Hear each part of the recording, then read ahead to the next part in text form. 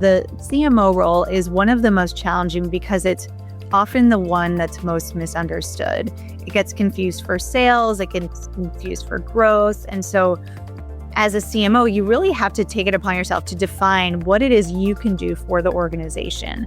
And then I really see the CMO as almost the leader of an orchestra. You're having to communicate across channels, you have to bring disparate ideas together, and then you're having to try to fight for dollars that are oftentimes the most overlooked. Welcome to the Time for a Reset podcast, where we interview senior marketers on the big issues of the day and how they're dealing with those challenges in an ever-changing landscape. We deep dive into the latest trends, strategies and tactics that will help you stay ahead of the curve and stand out in a crowded marketplace. This episode is hosted by me, Nick King, Global Practices Lead at CVE. Let's get into it. Christina Thelin is an accomplished executive with a proven track record in commercial leadership and strategic marketing. Currently serving as the Chief Marketing Officer at carparts.com, Christina has played a pivotal role in driving the company's growth through innovative marketing strategies and a deep understanding of consumer behaviour. With broad experience spanning multiple industries, Christina has held key positions at leading companies such as P&G, Visa, Google and Twitter. This diverse background has equipped her with a comprehensive understanding of what it takes to build businesses and drive growth whilst connecting with customers through compelling brand storytelling. Christina is adept at leading cross-functional teams and initiatives, allowing her to develop a keen ability to see the big picture while executing on detailed plans.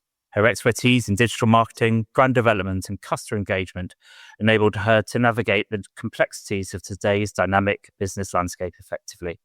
She holds an MBA from UC's Barclays Haas School of Business and a Bachelor of Science degree from USC's Marshall School of Business. Christina, welcome to Time for a Reset. Thank you. So happy to be here today. Great. So where we always start, if you could have a magic button, what would you hit reset on? Yeah, I would hit reset on this notion that you have to go all in on performance marketing or brand marketing. It really needs to strike a balance of both. And I thank my days at P&G for teaching me that you can't have really good storytelling or really good performance marketing without both. I've always said that the best marketing and the best brands in the world do that really well. It's both an art and a science. So yes, you can have the smartest people in the world getting to the most refined performance marketing tactics, but without combining that with strong storytelling that really connects to the heart of the consumer, you are not really going to break through the clutter. We know we are living in a very cluttered landscape in terms of advertising and media channels and just the opportunities that brands have to reach different consumers. So you really have to take a step back, figure out what is it you want to communicate to consumers at the heart of what you're doing. What are you solving for them? I always like to think of brand storytelling as, think of your brand as a superhero. What are they doing to save the day? And what emotion are you trying to evoke in your consumer? And then work backwards into the story. And then from there, you can apply all the science in the world to reach them at the right time, at the right place. I love that as a perspective. And given that, how do you ensure that sort of brand and performance marketing are acting as complementary rather than competing at car parts? There's a few different ways that we do that internally here at Car Parts. One is structuring the team and such that we do have a performance marketing team, an immediate planning team, and separately a brand team. And so they work independently, but also collaboratively together. So we always start, I call it marketing 101, where we start with understanding the consumer insights. What are their needs? What are their problems? What solutions do we need to deliver? And then we actually go and do consumer insights testing, which we do through a platform called The Test, which has been really helpful for us to get those consumer insights that then lead to advertising, coming up with a creative storyline. And then that gets handed over to our performance marketing team to figure out where to reach consumers from a distribution standpoint. And it starts with collaborating from the get-go. The performance marketing team is involved in the brief development, and then the brand team is involved in making sure that it gets distributed across the right channels at the right time. And how have you you leverage your experiences from sort of P&G and Visa and Google to sort of bring that to bear in the car parts world. You mentioned P&G a moment ago, but I kind of always curious to see how those huge CPG brands sort of influence an online platform to sort of create the focus. Well, coming to car parts, I feel as though my career is coming full circle. I started in CPG, and then I went to kind of big brand building at Visa, and then Google, which was very tech, and then now back to car parts, which is an online retailer. And it sort of brings everything together into this beautiful package. So when I worked at Procter & Gamble, we were very focused on bottom line metrics. You really learned as a marketer how to become a general manager. And so it all comes down to the bottom line, really understanding what's going to drive the strongest ROI within a very small and efficient budget. Whereas at Visa and Google, you had massive budgets. Measurement was there, but maybe not as specific because you're really focused on brand building, so to speak. So I always say it's really come full circle. And I feel like I'm pulling from all of the different experiences that I've had to get to where I am today. With car parts, we're focused more on the lower funnel. If you think of the marketing funnel as top of funnel, middle funnel, lower funnel, when people are coming to buy car parts, they are coming there because they have a specific need. There are some enthusiasts who will go and buy certain car parts to trick out their truck or to enhance performance, but largely we sell collision and mechanical parts that people need when they've been in an accident or they've broken down their car. And so we are very focused on performance marketing, Google search, now OpenAI. How are we enhancing our SEO to be the first product that comes up, because there isn't much product differentiation. So one of the things that I've been working on at Car Parts is to expand the media mix. We're a 20-year-old company. And so some of the experiences that I'm bringing in from P&G and Visa are we actually need to do more of that brand building in order to create a stickier customer experience, bring people back, and increase loyalty, ultimately drive lifetime value in a way that the team hasn't previously thought before. Yeah. And you touched on this a little bit in the previous question, but data is becoming so powerful or it's been powerful for so long, and you're clearly very focused on it because of all the work you do at the lower end of the funnel. But how do you sort of balance that with building those meaningful brand connections? How are you sort of thinking about data when it comes to brand equity and performance and pulling it together? Yeah. So prior to me joining, the team really wasn't doing a lot of measurement outside of the results that they were getting from our Google partnership. And so since I've started, we've implemented media mix modeling, which really allows us to measure attribution across the board, whether it's from a YouTube video that we've played or paid search ad or TikTok ad. And so we're starting to see the ROAS across the board. So that's been extremely helpful. We're also starting to do incrementality testing. So really understanding how does someone looking at a video on YouTube impact a consumer 2 or 3 months down the line, and really looking at micro conversions along the path to conversion. Another thing that we're doing is starting to just do a lot more A/B testing. I know that's been around for a long time, but just doing, match market testing, leaning on our partners like TikTok and Facebook to help us do brand lift studies. And so all of these different data points start to paint the picture of what's starting to drive the needle. We've also tested turning certain channels off just to see what the impact would be from not doing something. So last summer, we launched our first brand campaign across social channels. And at that point, we hadn't had media mix modeling implemented. And our leadership team was a little bit weary about whether we should continue with doing this. So I said, okay, let's experiment turning those channels off for 3-4 weeks. And we saw a steep decline even across paid search when we didn't have that full picture of marketing channels and marketing touch points that were reaching consumers at the point of need.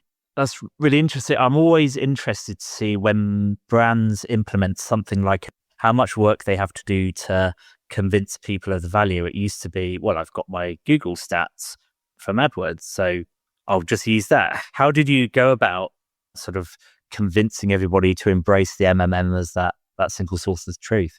Well, maybe this is sharing too much, but we're actually using a medium mix model light.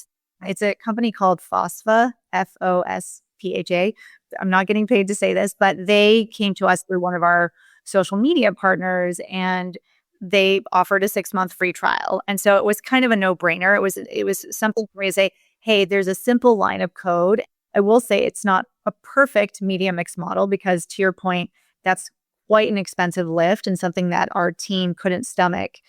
Our leadership team couldn't stomach, especially just given where we are with the business. And so this was something I said, this gets us at least a little bit closer to giving us a full media mix modeling picture, but it's giving us data that we've never had before. And the leadership team is really appreciating this. And we've been able to make some significant shifts even across social channels. We were investing heavily in TikTok.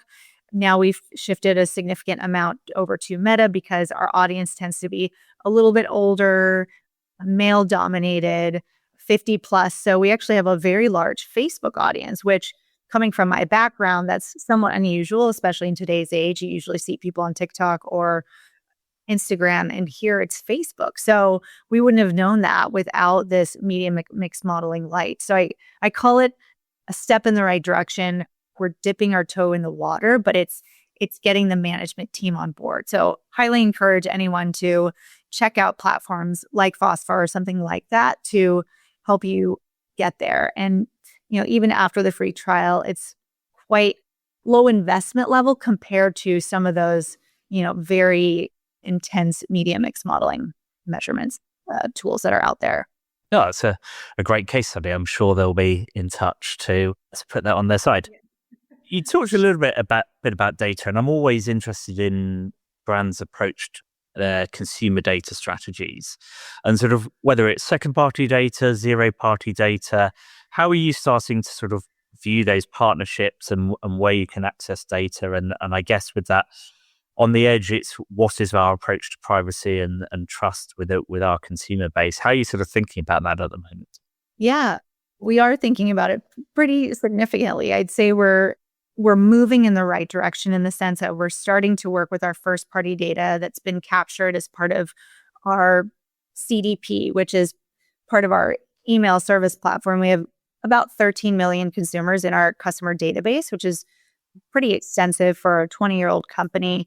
And so we can pipe that into channels and then start to create lookalike audiences from that. So we are starting to lean on that heavily for targeting purposes across all of our paid and organic channels. And I think for us, the biggest opportunity is to create a more seamless and cohesive customer experience, even across our own channels.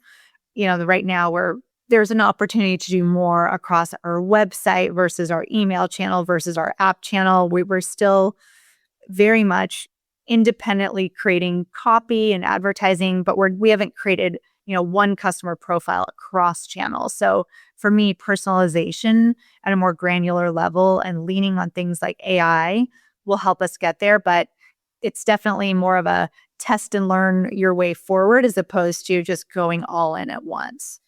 A lot of that has to do with our tech stack and how we're structured and the ability of changing certain things very quickly and other things a little more slowly. Yeah, you're not the first company that has a challenge as to how they shift that tech stack and really where it starts to what you prioritize in the first instance. I guess that's what leads me on to you touched on AI and to starting to use it. I'm always interested to understand. Yeah, you've got that hype over here where everybody talks about that marketers are using AI in all areas, and the reality of what do you trust to give to AI in your business and how you start to implement it. What are those sort of challenges that you're seeing from your perspective about implementing AI and using it within the carparts.com business? Yeah, I think, it starts with baby steps again. You can't take a, blanket approach to doing everything, but we are starting to apply AI to our paid media mix. We have been for some time now using it in just developing copy. I think the challenge that we face is that sometimes leadership thinks, oh, especially from a marketing perspective, we can just cut headcount to and use AI, but it's not that simple. Consumers are very savvy. They can sniff out AI very quickly. And so we have to be really careful with even copy, just having a person track it. Yes, you can scale faster. So that part I love and I really lean on, and I encourage the teams to use AI to test their way forward. But ultimately, there still needs to be that human touch and somebody reviewing and checking on the work. We're also starting to use it a little bit in our imagery and creative. The issue is, well, first of all, there's a rule. We can't have our products have to be our actual physical products. So we can do a little bit with the backgrounds and change the backgrounds, but that's really it right now from a creative perspective. And then we're starting to test AI agents from a customer service standpoint. So we're making headway into it, but it's taking a little bit of time just to figure out what's a useful tool and what's not. And that's what I always say to my team is everyone should make AI a part of their toolkit. And, even if you don't have it on your radar now, go out and test some tools. There's so many free tools out there, but it's definitely more of a process to get there versus saying, oh, we've turned on the AI switch and now it's taking over everything. Yeah, no, I so agree with that. There's this perception that you can just press a button and have AI completely through your business, and it's loads of little micro opportunities that happen. And I think brands that embrace that will do very well. Brands that accept an overnight change are really going to struggle. From your perspective, you've talked a little bit about that you have a team in-house, and we've been talking about in-housing for so long over the past few years about what we can do with in-housing is inevitable, but different brands have taken a different approach. I just wondered if you could kind of give a little overview from your perspective where you see that in-housing journey, car parts, and maybe where you see the wider world heading as it stands. Yeah, for us, we do have an in-house creative team just because we do send out millions of emails every week. And we have quite a bit of segmentation as it comes to email. So they primarily do, it's a back office team.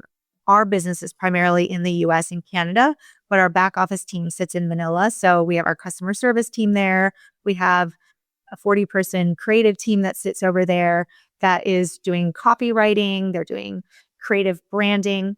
That said, I don't rely on them to come up with our big creative ideas. So we have a hybrid approach where we work with an outside creative agency to come up with our hero campaigns and our big creative videos. And then our in-house team will take that and then scale the assets. So for instance, when we were doing our summer campaign, we had our external agency develop 3 hero spots and then some shorter cuts. And then our in-house team took that and created 300 more assets that could scale across platforms. So that's worked really well for us. We also do our media buying with an external agency. We've toyed with the idea of bringing it in-house. Several people have recommended it, but I've always found that when you look at the costs, it's really good to have external expertise. And I always like the idea of bringing in fresh perspective and perspectives that are more on the forefront of technology, especially when it comes to media buying. So we've kept that external. Same with our measurement. We do have an in-house data science team that does day-to-day measurement across our business metrics and KPIs. But I do have an external agency to look at measurement. So FOSFA, the media mix modeling, that's external. So yeah, I'd say we have a hybrid approach. I'm trying to think. We also have an external agency now doing our email marketing. I think some of the benefits of bringing things in-house are, I guess you can drive short-term savings, but it can get a bit stale and I think somewhat myopic and you're not really staying at the forefront. So I always like to have a hybrid approach. And also from a headcount perspective, especially in marketing where things can ebb and flow depending on seasonality, I prefer to be able to have a little bit more flexibility with that external partner who can, serve us. It's almost like a truth serum at times and work with us on budgets versus pigeonholing ourselves into, one team that might start to lose some of that freshness over time. Yeah. And I think there's a huge challenge in what agencies have is a team that they can constantly churn through and promote and train and have that. And it's a big responsibility on a relatively small, as in you're not trading billions of dollars of media. And how do you give them opportunities to learn and promote and bring that all in? How do you find that talent acquisition in the marketing world? I think some people are finding seems to be quite difficult at the moment. And sorry, what was that? Finding outside talent? Yeah, Or just bringing talent in for marketing. Yeah, as you start to think about these, sort of whether you do have an in-house teams, I'm always curious to see how people are approaching recruitment and bringing people into the industry.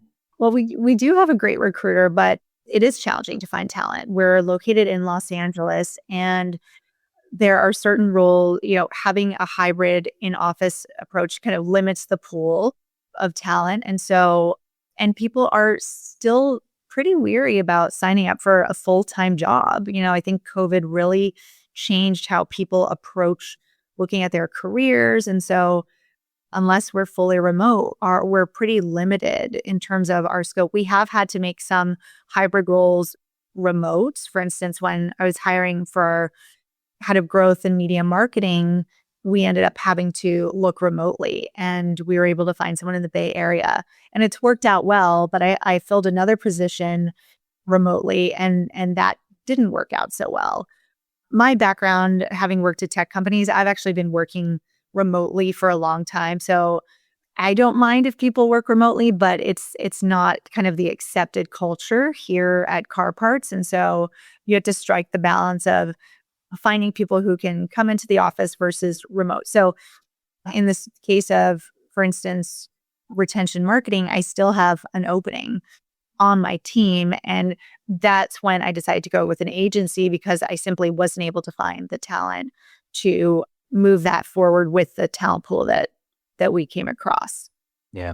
As we sort of move through this, we talked a little bit about the sort of technologies, but how do you evaluate sort of prioritize the technologies that you need to implement in car parts? It doesn't seems like every day there's a new VC backed company offering something that will change your marketing business, and it's a full-time job just evaluating, let alone implementing and actually getting it to the point of execution. What's your process within car parts to look at all the different technologies available? Yeah, it's a great question. And in other companies I worked at, there were dedicated teams at looking at what marketing technologies we should bring into the fold. We simply don't have the resources to do that. And so it's really a team effort. I personally try to attend conferences and industry conferences, technology conferences, just to meet other marketers and hear about what's working for them. So word of mouth is always very powerful. Another thing is, accepting those occasional cold calls.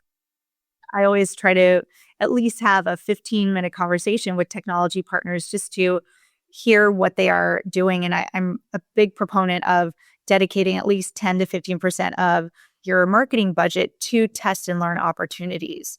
So those are a few of the tactics that we use. And then it's working internally with a team to rank order them. We try to identify how much potential incremental revenue this new technology that we're potentially bringing on add or drive to the business. And then from there, we sort of rank order. We actually just went through that exercise this week where we call it our marketing tech asks, and we list out, the 10 or 15 projects that we're wanting to get through, which partners we want to bring on, and then we rank order it. And then it's a joint discussion with our tech team to determine who to bring on, and then of course finance to get the approval for the budgets. That business case is always the bit that is the final piece that often takes the most time. Yeah. So as we sort of move into the end, you've had some fantastic roles in huge companies. What are the most important attributes of the CMO of the future? You've seen what was past, and when we entered the industry, it was a very different world. I'm always interested to see where people are looking at the future attributes, both for yourself and what you're expecting to see of your peers. Yeah, I always say, the CMO role is one of the most challenging because it's often the one that's most misunderstood. It gets confused for sales, it gets confused for growth. And so as a CMO, you really have to take it upon yourself to define what it is you can do for the organization. And then I really see the CMO as almost the leader of an orchestra. You're having to communicate across channels, you have to bring disparate ideas together, and then you're having to try to fight for dollars that are oftentimes the most overlooked. So technology or product oftentimes get prioritized over marketing. And so you're an educator, you're a finance person, you're a researcher, you're a consumer advocate. It's so many things tied into one. So the CMO of the future needs to be someone who's agile, who has their eye on the future, because our jobs are so much more than storytelling these days. It's not just creating a great ad, it's really being, a scientist and a data person and a storyteller and an artist, and being able to bring all of these different views together into a cohesive storyline that ultimately reaches the consumer and finally, but most importantly, makes a difference in the business. So you have to be able to prove through data that you are making a difference in the business. And so I'd say someone who has a well-rounded background, I'd encourage you to go out there, try as many different marketing roles as possible, even financial analysis. I actually started my career in finance and then moved into marketing. And every day I thank myself, because you can't do a CMO job well today without understanding numbers and how to drive performance and really grow the business ultimately. No, and I think you emphasize that with the bringing in the MMM. If you can't explain an MMM to a CFO, you're going to be really struggling in your career. And some marketers I've worked with can't, and many of the modern marketers can. And they're the ones that seem to be doing the best. And then finally, to our listeners, if you could ask you to be a bit vulnerable for a moment, what are you working on yourself to improve and become a better marketer? Yeah, I think it's constantly staying at the forefront of technology. As I was saying, there's so many technologies being introduced on a seemingly daily basis. So it's striking the balance of running the business, but carving out enough time to test new technologies, to try things out. And then also being a good people manager. I think more so than ever, there's so much fear in today's society around job security and being in a disposable role, especially within the marketing field. And so it's being an empathetic leader, leading with care and concern, even in the face of other leaders within your organization, maybe not having that same approach, and drawing strong boundaries around the marketing function. It was very clear cut in the past that marketing owned pricing, product, promotion. Today, product sits in a different part of the organization. Pricing largely sits outside of marketing, at least at car parts. And so how do you start to draw a boundary that makes sure that you don't lose sight of marketing, which really owns the customer experience at the end of the day and that relationship with the consumer? So yeah, a couple things that I'm working on, but still excited and optimistic about the future. That's amazing. I've really enjoyed this. Thank you so much for your time. All the best at Car Parts. Likewise. Thank you.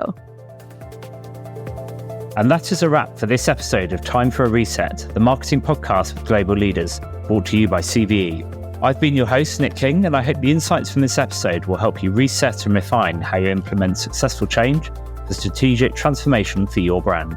See you next week as I chat with another senior marketing leader. And please follow us or subscribe and don't miss any future episodes.